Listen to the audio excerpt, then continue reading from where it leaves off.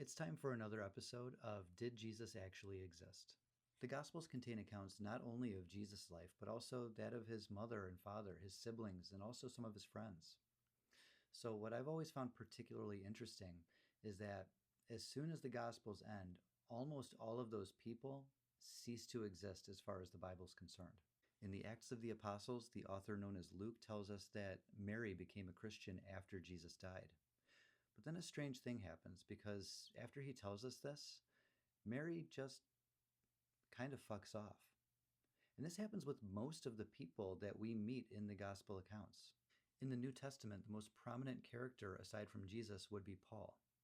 And Paul says astonishingly little about Jesus and his life on earth, as I've mentioned before.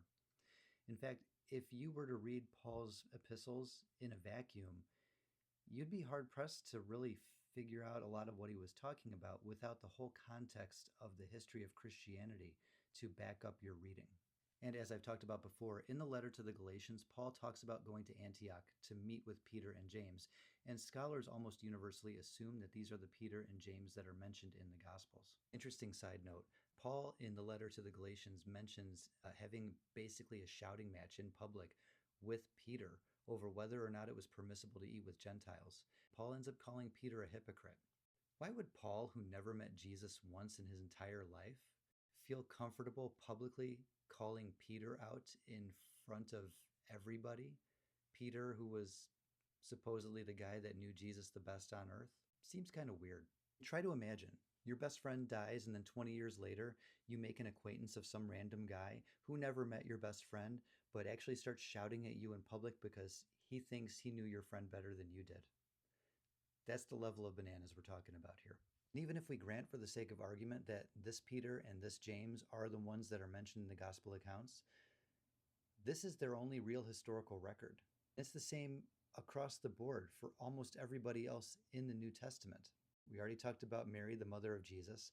Mary Magdalene is mentioned in all four Gospels. What happened to her after this? Where are all the other apostles? What happened to Joseph of Arimathea? What happened to Nicodemus? What about Simon of Cyrene? All of these characters, they show up, they play their part, and then they just walk off stage like in a Shakespearean drama. Once their part is played, they disappear completely from the historical record.